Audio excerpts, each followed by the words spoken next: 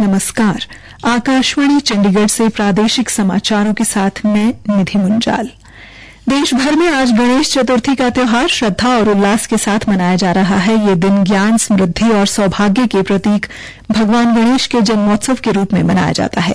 लोग अपने घर में मिट्टी से बनी भगवान गणेश की प्रतिमाएं स्थापित करते हैं। 10 दिन तक चलने वाले उत्सव के दौरान लोग भगवान गणेश की पूजा करते हैं और अंतिम दिन उनकी प्रतिमा को धूमधाम से विसर्जित किया जाता है।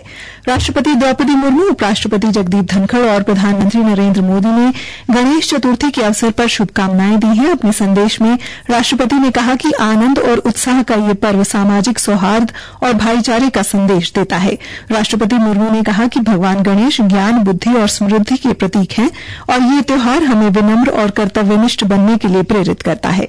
उपराष्ट्रपति जगदीप धनखड़ ने कहा कि भगवान गणेश बुद्धि, समृद्धि और अच्छे भाग्य के प्रतीक हैं और करोड़ों लोगों के हृदय में विशेष स्थान रखते हैं। उपराष्ट्रपति ने कहा कि विघ्नहर्ता के रूप में भगवान गणेश हमें साहस और संकल्प के साथ चुनौतियों से निपटने के लिए प्रेरित करते हैं। प्रधानमंत्री मोदी ने भी सभी देशवासियों को गणेश चतुर्थी की हार्दिक शुभकामनाएं दी हैं। अखिल भारतीय कांग्रेस समिति ने हरियाणा में कांग्रेस के उम्मीदवारों की पहली सूची जारी कर दी है। पहली सूची में 31 सीटों पर उम्मीदवार उतारे गए हैं। पूर्व मुख्यमंत्री भूपेंद्र सिंह हुड्डा को गढ़ी सांपला किलोई, भारत भूषण बत्रा को रोहतक और उदय भान को होडल आरक्षित सीट से चुनाव मैदान में उतारा गया है। वहीं कालका से प्रदीप चौधरी, नारायणगढ़ से श्रीमती शैली चौधरी, सदौड़ा से श्रीमती रेणुबाला, रादौर से बिशनलाल सैनी, लाडवा से मेवा सिंह को टिकट दी गई है।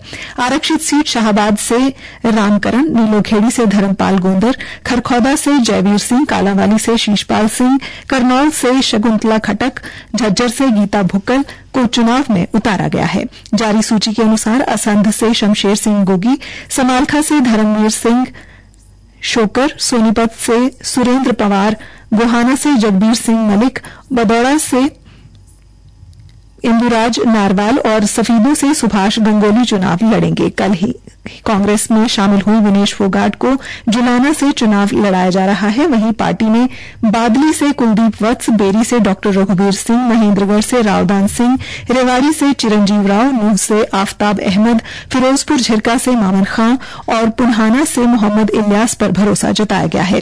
फरीदाबाद एनआईटी से नीरज शर्मा को चुनाव मैदान में उतारा गया है।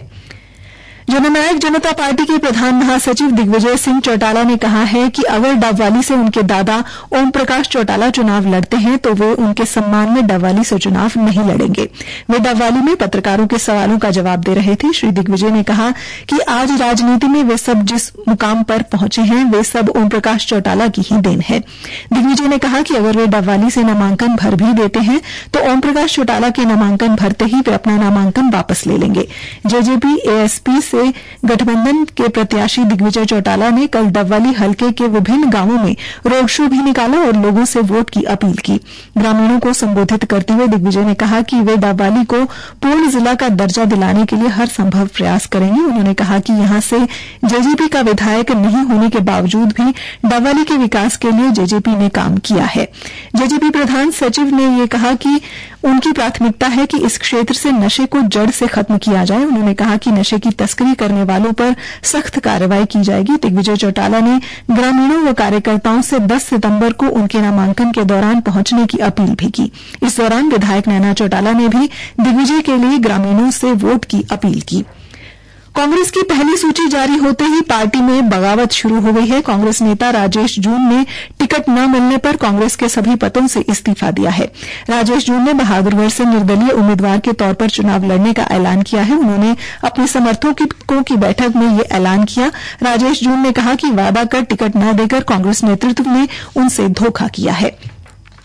हरियाणा के कालांवाली हलके से पूर्व विधायक एवं भारतीय जनता पार्टी के नेता बलकौर सिंह ने पार्टी से इस्तीफा दे दिया है।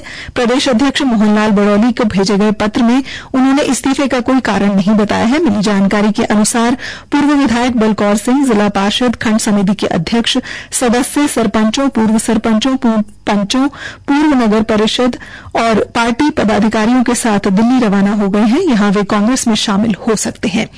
इसी के साथ ही समाचार बुलेटिन समाप्त हुआ। नमस्कार।